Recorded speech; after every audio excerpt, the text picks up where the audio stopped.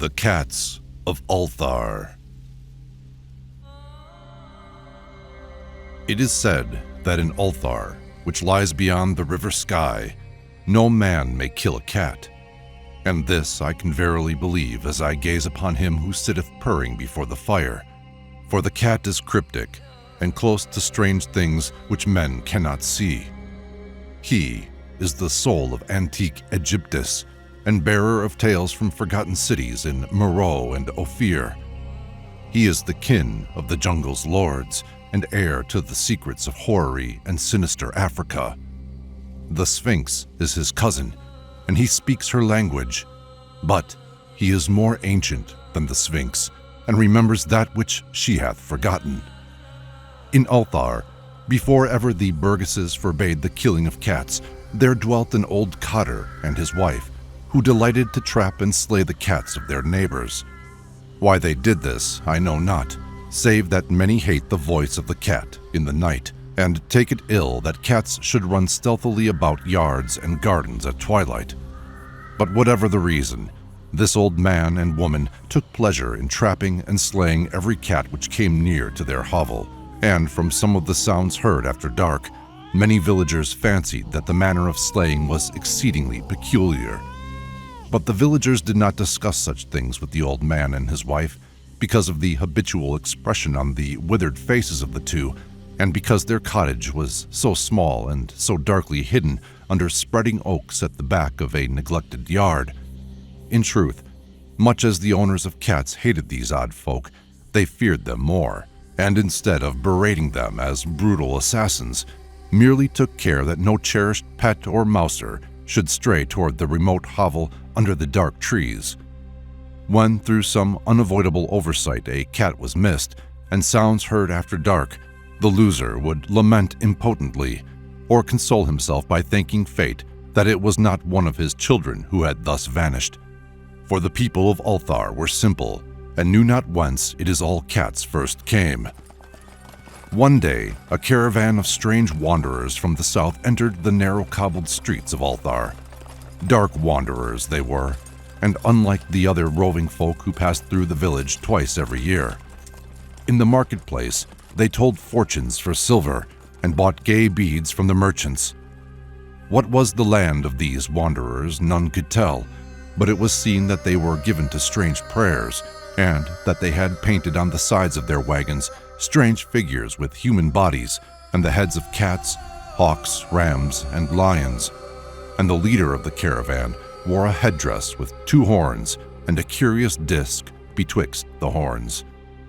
There was in this singular caravan a little boy with no father or mother, but only a tiny black kitten to cherish. The plague had not been kind to him, yet had left him this small furry thing to mitigate his sorrow. And when one is very young, one can find great relief in the lively antics of a black kitten.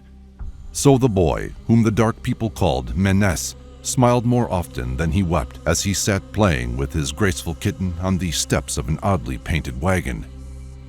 On the 3rd morning of the wanderer's stay in Althar, Menes could not find his kitten, and as he sobbed aloud in the marketplace, certain villagers told him of the old man and his wife, and of sounds heard in the night. And when he heard these things, his sobbing gave place to meditation, and finally to prayer.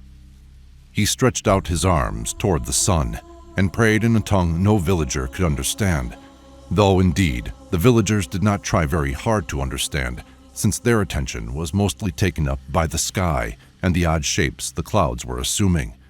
It was very peculiar, but as the little boy uttered his petition, there seemed to form overhead these shadowy, nebulous figures of exotic things, of hybrid creatures, crowned with horn-flanked discs. Nature is full of such illusions to impress the imaginative. That night, the wanderers left Althar and were never seen again, and the householders were troubled when they noticed that in all the village there was not a cat to be found. From each hearth, the familiar cat had vanished. Cats, large and small, black, gray, striped, yellow, and white. Old Cranon, the burgomaster, swore that the dark folk had taken the cats away in revenge for the killing of Menes's kitten, and cursed the caravan and the little boy. But Nith, The lean notary declared that the old cotter and his wife were more likely persons to suspect, for their hatred of cats was notorious and increasingly bold.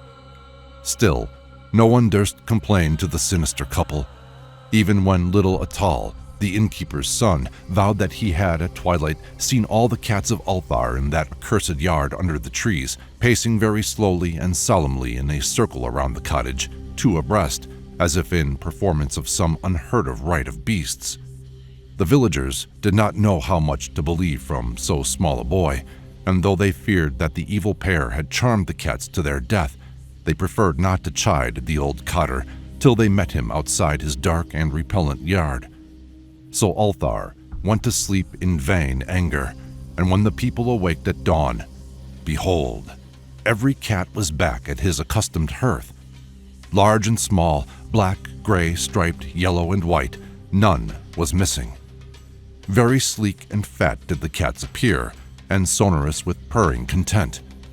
The citizens talked with one another of the affair and marveled not a little. Old Cranon again insisted that it was the dark folk who had taken them, since cats did not return alive from the cottage of the ancient man and his wife. But all agreed on one thing, that the refusal of all the cats to eat their portions of meat or drink their saucers of milk was exceedingly curious. And for 2 whole days, the sleek, lazy cats of Althar would touch no food, but only doze by the fire or in the sun. It was fully a week before the villagers noticed that no lights were appearing at dusk in the windows of the cottage under the trees. Then the lean Nith remarked that no one had seen the old man or his wife since the night the cats were away. In another week, the burgomaster decided to overcome his fears and call at the strangely silent dwelling as a matter of duty, though in so doing he was careful to take with him Shang the blacksmith and Thul the cutter of stone as witnesses. And when they had broken down the frail door, they found only this: 2 cleanly picked human skeletons on the earthen floor, and a number of singular beetles crawling in the shadowy corners. There was subsequently much talk among the burgesses of Althar. Zath, the coroner, disputed at length with Nith, the lean notary, and Cranon and Shang and Thul were overwhelmed with questions. Even little Atal, the innkeeper's son, was closely questioned and given a sweetmeat as reward. They talked of the old cotter and his wife, of the caravan of dark wanderers, of small Menes and his black kitten, of the prayer of Menes and of the sky during that prayer, of the doings of the cats on the night the caravan left, and of what was later found in the cottage under the dark trees in the repellent yard. And in the end, the burgesses passed that remarkable law which is told of by traders in Hatheg and discussed by travelers in Nir, namely, that in Althar, no man may kill a cat.